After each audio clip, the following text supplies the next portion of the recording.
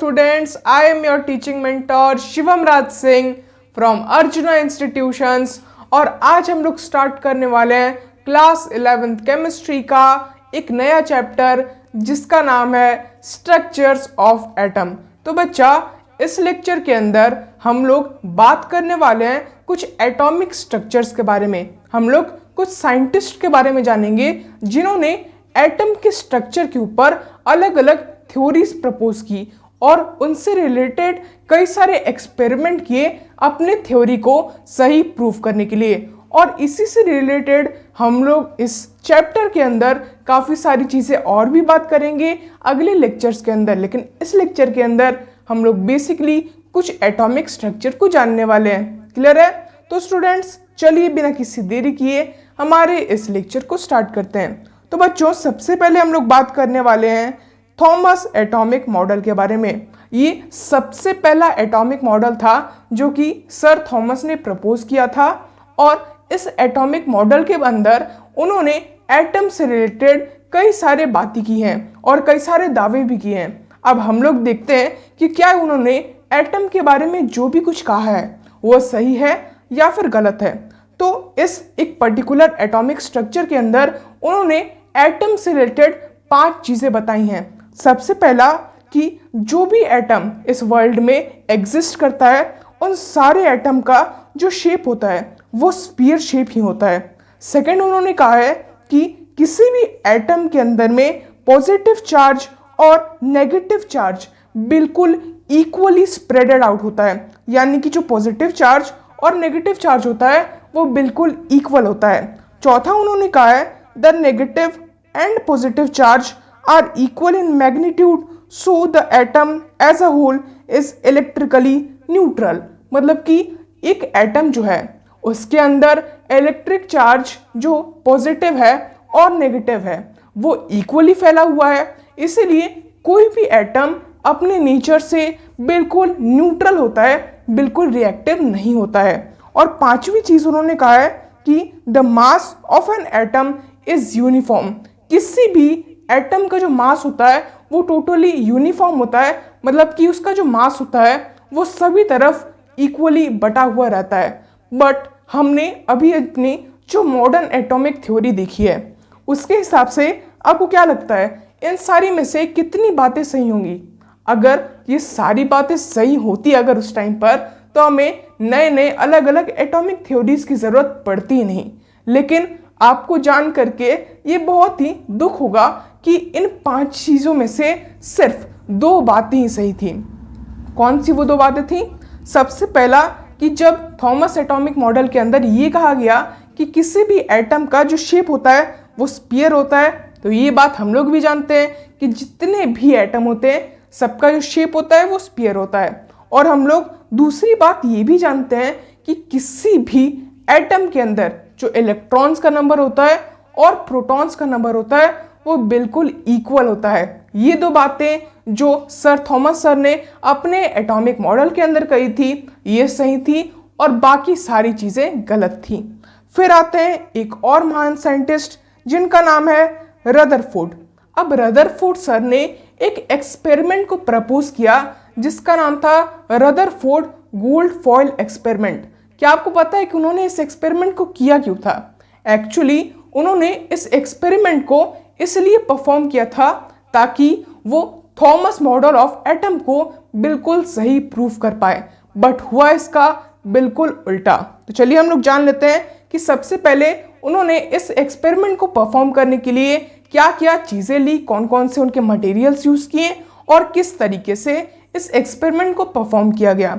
तो सबसे पहले जब उन्हें इस एक्सपेरिमेंट को करना था तो उन्होंने एक रेडियो एक्टिव एलिमेंट लिया और उसे एक लिथियम शीट के अंदर बंद कर दिया, क्योंकि जो लिथियम होता है वो काफ़ी ज़्यादा न्यूट्रल होता है, इसलिए वो किसी भी दूसरे एलिमेंट के साथ रिएक्ट नहीं करता है। अब उन्होंने ये जो रेडियो एक्टिव एलिमेंट था इसके अंदर तो सारी तरीके की रेज होती हैं, अल्फ़ा, बीटा, गामा, डेल्टा, लेकिन उन्होंने स्पेशली जो अल्फ़ा रेज होते हैं उन्होंने इन अल्फ़ा रेज को एक गोल्ड फॉइल पर प्रोजेक्ट कराया, बॉम्बार्ड कराया, जिससे उन्होंने कुछ बहुत ही अलग, कुछ बहुत ही नया देखने को मिला।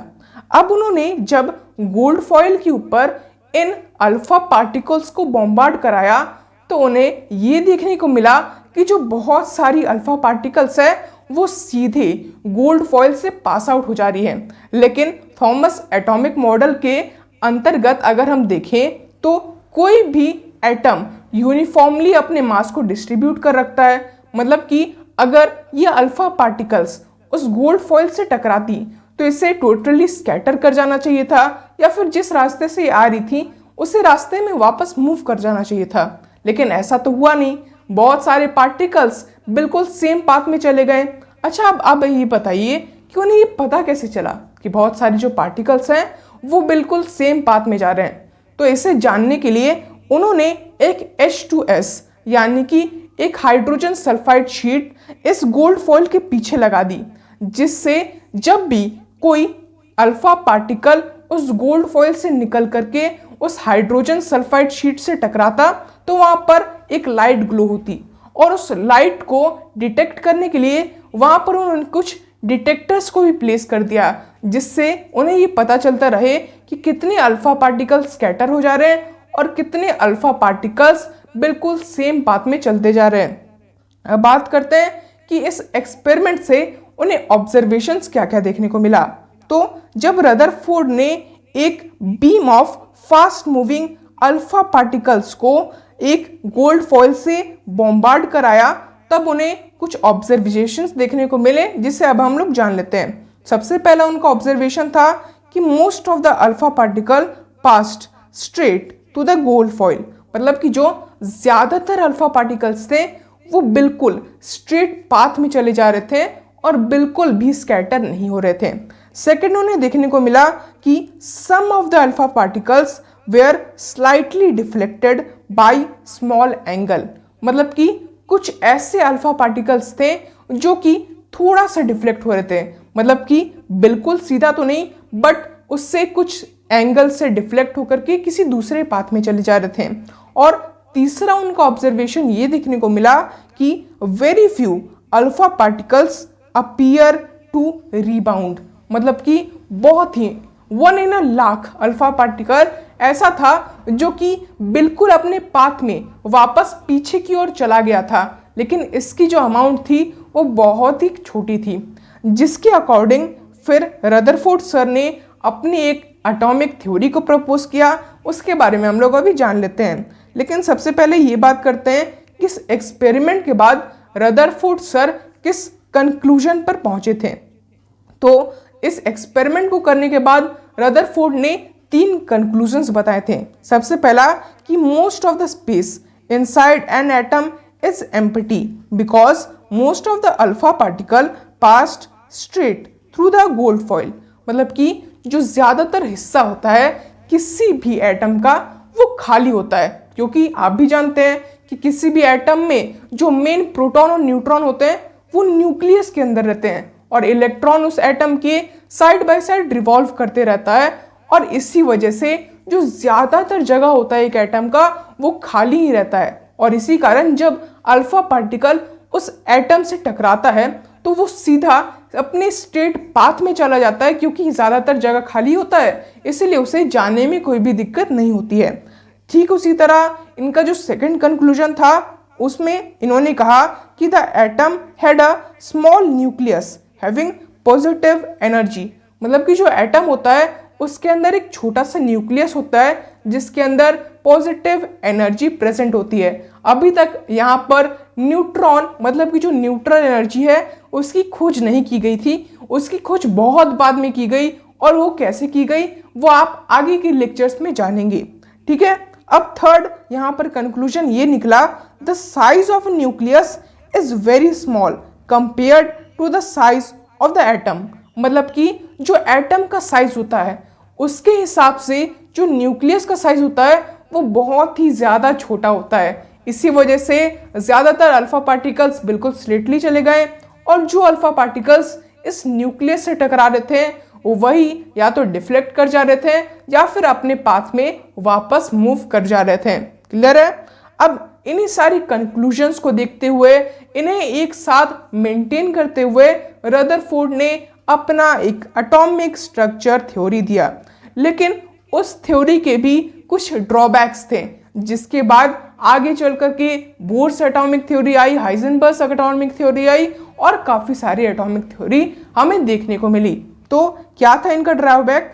तो इन्होंने जब ये कहा कि किसी भी एटम के अंदर मोस्ट ऑफ द स्पेस खाली होता है और जो न्यूक्लियस होता है वो बिल्कुल सेंटर में मौजूद होता है किसी भी एटम के, और जो इलेक्ट्रॉन्स होते हैं वो एक एटम को आसपास में रिवॉल्व करते रहते हैं। तब उन्होंने ये कहा कि जब भी कोई इलेक्ट्रॉन एक एटम के आसपास रिवॉल्व करता है तो उस रिवॉल्व करने में उसे कुछ ना कुछ एनर्जी तो देनी ही पड़ेगी, और जब अगर उसे कुछ एनर्जी देनी पड़ रही है तो इसकी वजह से उसका जो स्पीड होगा वो धीरे धीरे कम होते जाएगा, क्योंकि कभी ना कभी एक इंस्टेंट ऑफ टाइम में उस इलेक्ट्रॉन की एनर्जी टोटली खत्म हो जाएगी। अगर वो लगातार एक न्यूक्लियस के अराउंड रिवॉल्व करता रहेगा तो उसकी एनर्जी कभी ना कभी तो खत्म जरूर से होगी। इसी वजह से उन्होंने ये कहा कि एक ऐसा इंस्टेंट ऑफ टाइम आएगा जब इलेक्ट्रॉन की टोटल एनर्जी खत्म हो जाएगी और वो इलेक्ट्रॉन आकर के न्यूक्लियस के अंदर सबमर्ज्ड हो जाएगा और टोटली एटम डिस्ट्रॉय हो जाएगा। बट एक्चुअल में ऐसा होता है क्या? एक्चुअल में ऐसा कुछ नहीं होता है, और उनकी ये थ्योरी इसी का आंसर नहीं दे पाई, और यही रदरफोर्ड एटॉमिक मॉडल थ्योरी का सबसे बड़ा ड्रॉबैक बन गया। यहाँ पर भी सेम चीज़ लिखी हुई है, मैं आपको पढ़ करके फिर से बता देता हूँ। तो यहाँ पर लिखा हुआ है, any particle in a circular orbit would undergo acceleration and during acceleration the charge particle would radiate energy, so the revolving electron would lose energy and fall into the nucleus and the atom would be unstable.